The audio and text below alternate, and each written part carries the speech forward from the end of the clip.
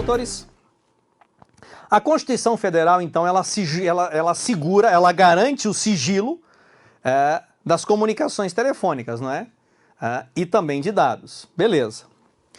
E a Lei 9296, doutores, e como não existe um direito, qualquer direito que seja, que eu possa dizer que ele é um direito absoluto, claro, esse direito, essa preservação do sigilo pode sofrer essa mitigação aqui. Tá? Então, essa mitigação ela está justamente prevista lá na Lei 9296 de 1996. Doutores, essa lei aqui, ela é de leitura obrigatória, tá? Isso aqui é leitura obrigatória. Então, leia esta lei, tá? Leia esta lei. Pô, Jair, é pequenininha, velho, então não tem justificativa para você não ler. Pois bem, pessoal, tá? A interceptação telefônica, e antes de mais nada, nós temos que entender um aspecto conceitual, tá? A interceptação telefônica, ela é gênero, do qual eu tenho 3 espécies. Então, a interceptação telefônica, ela é gênero. E dessa interceptação telefônica eu tenho 3 espécies. Primeira, eu tenho a interceptação estrito sensu, depois eu tenho aquilo que a gente chama de escuta telefônica, e depois eu tenho a gravação telefônica. Então vamos lá. A interceptação telefônica estrito sensu é aquela realizada por uma terceira pessoa sem que nenhum dos 2 interlocutores tenham conhecimento de que estão sendo gravados. É o que normalmente a polícia faz. Tá? Então, quando eu pego e realizo a interceptação telefônica, e ela é feita por um terceiro sem o conhecimento de nenhum dos interlocutores, eu chamo disso de interceptação telefônica no sentido estrito da palavra. A escuta telefônica, ela também ela faz parte do gênero interceptação, porém, ela é feita por uma terceira pessoa, mas com o conhecimento de um dos interlocutores. Então, eu sei, por exemplo, que eu estou sendo gravado. Tá? Os outros não sabem. Então, é feita por um terceiro com o conhecimento de um dos interlocutores. Beleza? E a gravação telefônica? A gravação telefônica é que você faz. Você mesmo faz sem o conhecimento do outro interlocutor. Você sabe que hoje isso é perfeitamente possível. Tem até aplicativo para você gravar a conversa telefônica, né? Beleza? Então, doutores, eu tenho três formas aqui. 3 situações. Quais são dessas 3 situações que demandam reserva de jurisdição? Ou seja, que dependem de autorização judicial para serem lícitas. Olha para a tela aqui, essas 2 primeiras aqui. Ó. Então aqui eu preciso de autorização. Preciso de autorização judicial. Essas 2 primeiras aqui eu preciso de autorização judicial. Certo? Poxa, e a gravação telefônica, ela é uma prova lícita, mesmo sem autorização judicial? É. Eu não preciso de autorização judicial para gravar uma conversa telefônica. Tá?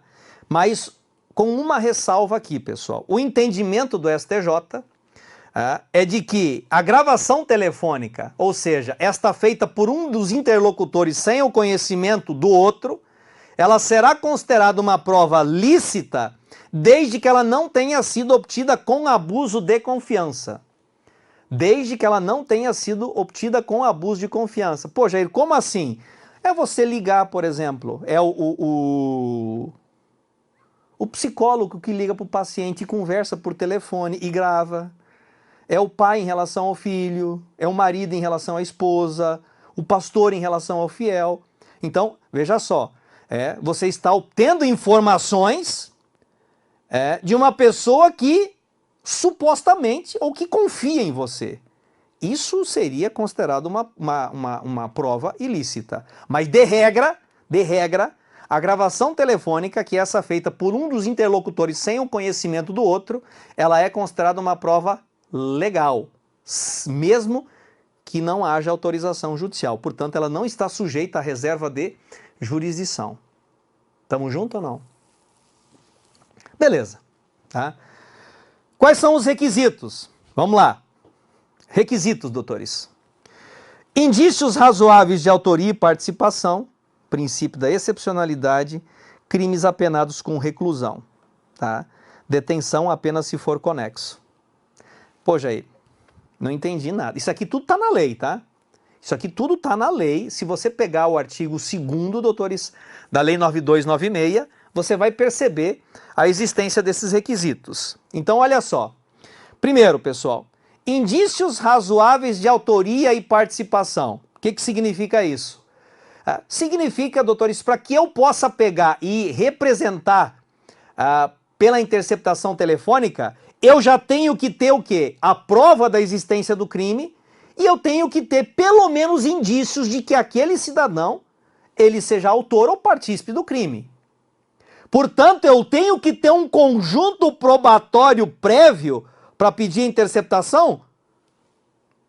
Exatamente. A interceptação vai ser para fazer o fechamento, né? Vai ser o fechamento, porque eu já tenho que ter indícios. Porque, pessoal, se não virar bagunça, não, eu tô achando que aquele cara tem alguma coisa a ver, grampei o telefone dele. Não, não é assim que funciona.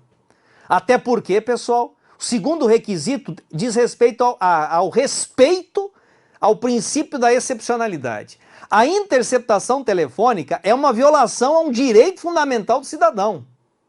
Então, para que ela seja autorizada, é necessário que eu já tenha esgotado todos os meios de prova anterior, e aí, como última ratio, eu vou lá e vou tomar uma medida tão invasiva quanto esta. Certo? Outro requisito, doutores, tá? O crime tem que ser apenado com reclusão. Então, eu só posso promover a interceptação telefônica em relação a crimes apenados com reclusão. Detenção, somente se ele for conexo com um crime apenado com reclusão. Tá? Perceberam? Então, guarda esses requisitos, meu filho, porque isso aqui cai, mas cai com força em prova. Tá? Cai com força. Isso tudo tá na lei, tá? Lê a lei, você vai ver. Legitimidade. Aí, nós temos outra questão aqui. Agora vamos para a lei. Vamos para a lei. Tá aqui, doutores. Cadê a minha lei 92? Aqui, ó. Tá aqui 9296, regulamenta o dispositivo constitucional. Então, doutores, não será admitida, tá vendo? Aqui, punida com detenção. Tá? Então, vejam só, doutores.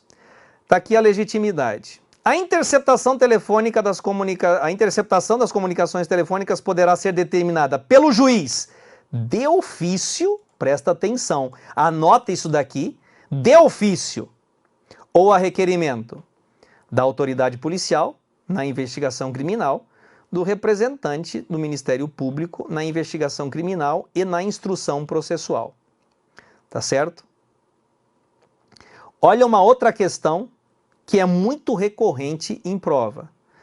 Excepcionalmente, o juiz poderá admitir que o pedido seja formulado verbalmente. Tá? Então, repito mais uma vez a importância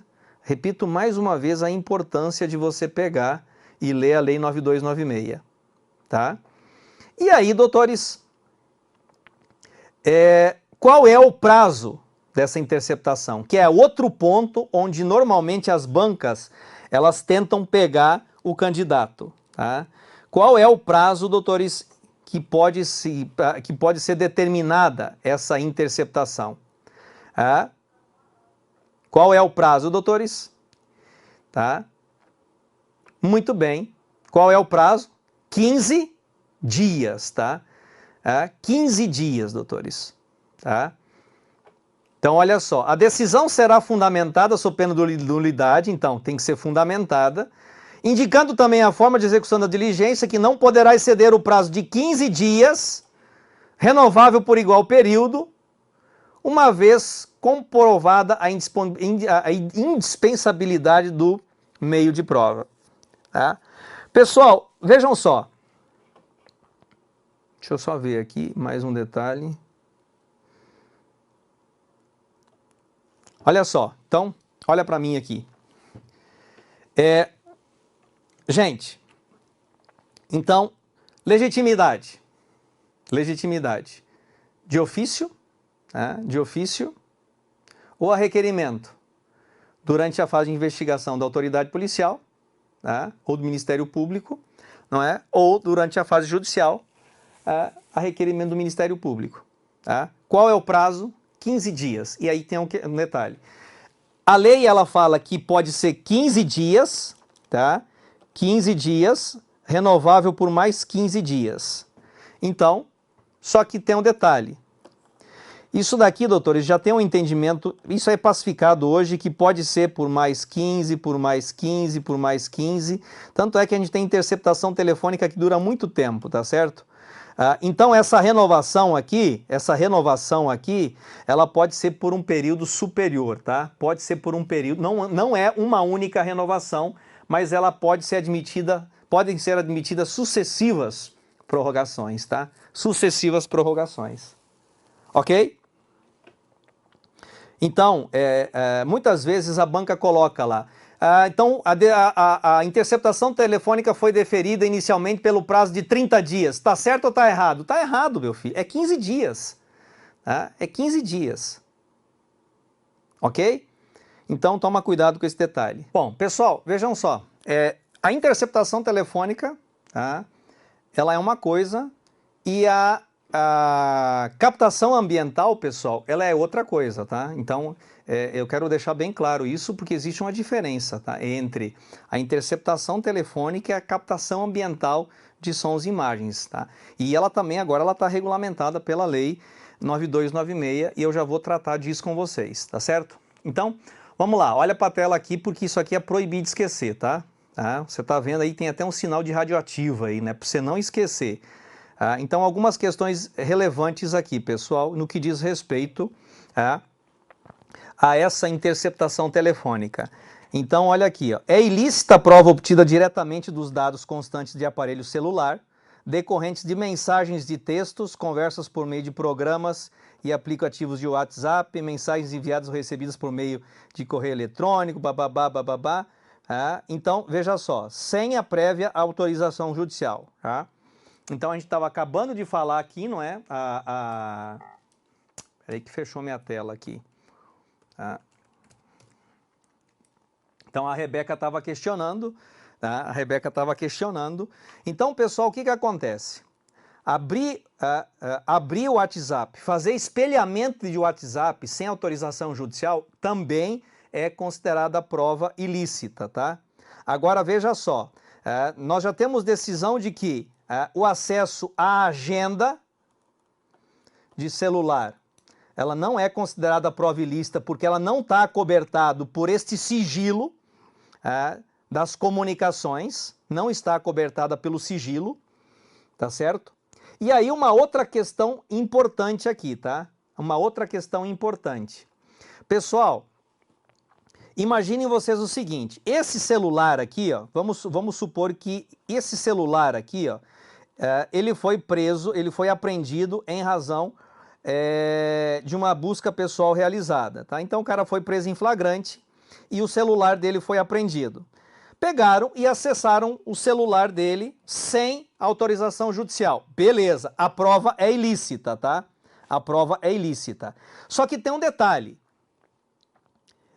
A prova é ilícita, doutores. Só que a apreensão do celular ela é ilícita, certo? Então, o que acontece? E isso foi objeto de discussão bem recente agora. O que acontece, doutores? Se o celular ainda está apreendido, e é claro, ele vai estar porque ele ainda é útil para o processo, e bens que são úteis ao processo, eles não são restituíveis, pelo menos enquanto não encerrado o processo, o que vai acontecer, doutores? O celular está apreendido.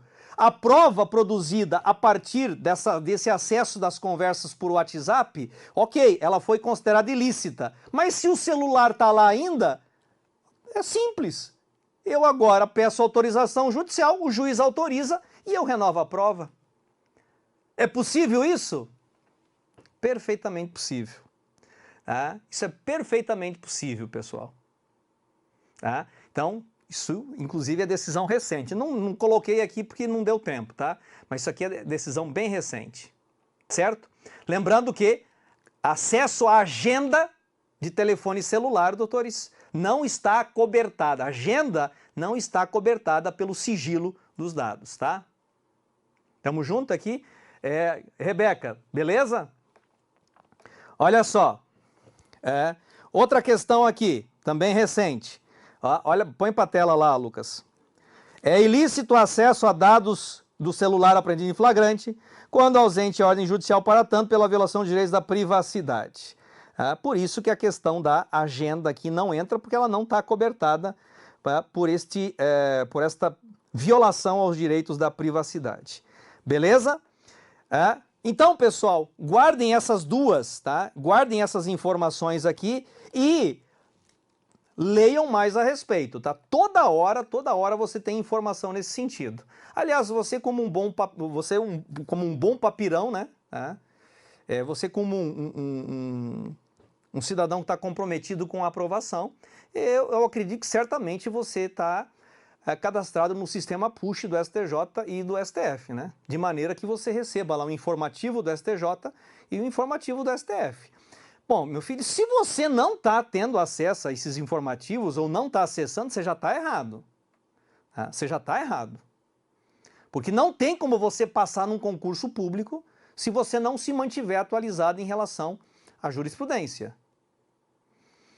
Então, se você não estiver lendo os informativos do STF e não estiver lendo os informativos do STJ, porra, velho, tem alguma coisa errada nessa sua metodologia de estudo aí, tá?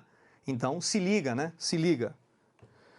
Bom, doutores, falei para vocês que interceptação é uma coisa, a captação ambiental de sons e imagens é outra, tá? Então, vamos lá. Vou colocar tudo aqui de novo para ficar mais fácil a nossa análise aqui. Doutores, captação ambiental, você tá vendo que ela está agora na Lei 9296, tá? Ela está prevista agora no artigo 8º-A, foi introduzida pela Lei 13.964, que é o pacote anticrime. E aí nós temos aqui, pessoal, a mesma classificação que foi realizada a partir da interceptação. Então você tem aqui, ó, quando você fala em captação ambiental, ela é gênero,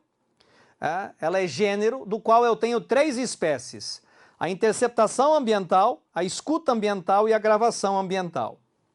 Pô, Jair, é a mesma regra, doutores, mesma regra, tá? A interceptação ambiental, ela é feita por uma terceira pessoa, sem que nenhum dos interlocutores, dos que estejam sendo captados, tem conhecimento. A escuta ambiental é quando ela é feita por um terceiro, sendo que um dos interlocutores tem conhecimento. É o famoso grampo, não é? Pois você via muito em filme. Polícia fica lá, mocada lá, doutores, o cara entra com um grampo e eles estão gravando tudo que vocês estão conversando, tá? Isso é famosíssimo nos filmes. E a gravação ambiental é quando você mesmo faz a gravação. Tá? Então você entra lá com o seu celular, ó, gravando, tá? Gravador, antigamente utilizava aqueles gravadorzinhos, né? Hoje tem gente aí que não sabe nem o que é isso, né? Aquela com as fitinhas. Eu tinha muito, que eu gravava as aulas no tempo da fita ainda, meu filho. É Jurássico, tá? Então, é a mesma lógica, tá certo? Mesma lógica da interceptação. Olha para a tela. As duas aqui dependem de reserva de jurisdição, tá? Essas duas aqui dependem de reserva de jurisdição. Essa daqui, doutores, não depende de autorização judicial, desde que ela não seja obtida com violação ou com abuso de confiança, tá? Agora aqui tem mais um detalhe. Quando eu estou falando em captação ambiental, doutores, lembrem-se que nós estamos falando aqui de violação da intimidade da vida privada da pessoa, tá? Então, significa dizer o quê? Que esta captação ambiental aqui, ela tem que ser realizada em ambiente privado. Ela tem que ser realizada em ambiente privado. Ah, Jair, quer dizer então que quando o povo faz aquelas gravações lá, onde o cara está em via pública, num restaurante aberto ao público, e o cara tá lá só, ó, filmando, ali não, então não precisa ter autorização judicial? Não, doutores. Eu estou falando aqui da violação da intimidade da pessoa, então você tem que agregar um outro fator aqui. Eu tenho que ter autorização judicial e, é claro, isso tem que ocorrer dentro de um ambiente privado. Então eu quero fazer a captação ambiental de sons e imagens dentro de um escritório, dentro de uma casa, tá certo? Ok? Beleza? Requisitos. Mesma coisa, pessoal, aqui eu só vou repetir, tá? É a mesma coisa, pessoal, em relação aos crimes, em relação à interceptação. Esses dois aqui são exatamente iguais, tá? Agora, aqui nós temos um pequeno detalhe, tá? Lá, doutores, era autorizável a interceptação telefônica quando se tratava de crimes apenados com reclusão, excepcionalmente com detenção, se forem conexos. Olha só, aqui, ó, aqui, crimes com pena superior a 4 anos ou infrações conexas, Pessoal, gente, se eu fosse examinador, meu filho, tá? Eu faria uma questão envolvendo esse detalhe aqui, tá? Eu certamente faria uma questão, pessoal, envolvendo esse detalhe aqui, tá? Por quê?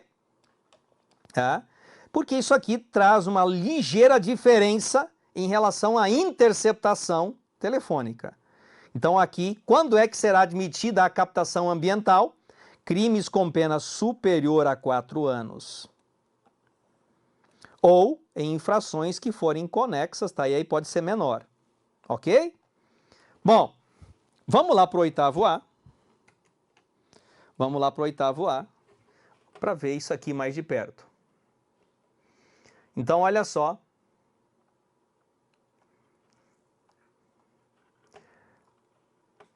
Para investigação ou instrução criminal, poderá ser autorizado pelo juiz, a requerimento da autoridade policial do Ministério Público, a captação ambiental de sinais eletromagnéticos, ópticos, acústicos, quando? Doutores, o que vocês percebem no caput do artigo 8º A? O que vocês percebem no caput do artigo 8º, do artigo 8º A? Eu faço a pergunta e às vezes eu fico imaginando que alguém vai responder, mas eu estou esquecendo que eu não tenho uma comunicação direta aqui, tá? Então, olha só, poderá ser autorizada pelo juiz a requerimento da autoridade policial do Ministério Público. Você está percebendo aqui que o artigo 8º A, doutores, ele não permite que o juiz decrete a captação ambiental de ofício. A interceptação está lá, de ofício ou a requerimento. Aqui não. Aqui ela será autorizada pelo juiz a requerimento da autoridade policial do Ministério Público. Guarda isso, meu filho, porque isso vai ser cobrado na sua prova, tá? Beleza? Vamos lá, segue lá, ó. A captação ambiental, tá? Não poderá exceder o prazo de 15 dias, renovável por decisão judicial. Olha só, olha aqui o que o legislador fez. Por iguais períodos. Por iguais períodos. Então, veja só. Aqui o legislador ele já pegou, doutores, e estabeleceu que eu posso, o que a doutrina e a jurisprudência já haviam estipulado para interceptação. Então, lá na interceptação está 15 mais 15. E a jurisprudência entendeu que pode ser 15 mais 15 mais 15, ou seja, sucessivos períodos de 15, mas não está na lei. Aqui o legislador já veio e diz 15 dias, renovável por iguais períodos. Perceberam? Então, guarda isso. Cara, isso aqui é uma fonte de questão assim fantástica, tá? Então, guarda isso, tá certo? Beleza? Então, de quem que é a legitimidade? Aqui, doutores, é só requerimento das partes. Só requerimento das partes, tá? Então, não tem previsão para que o juiz determine a captação de ofício, tá? Não tem, então, aqui, MP mais autoridade policial. Aqui, 15, mais 15, mais 15, mais 15 e sucessivamente. Ok, doutores? Tamo junto aqui?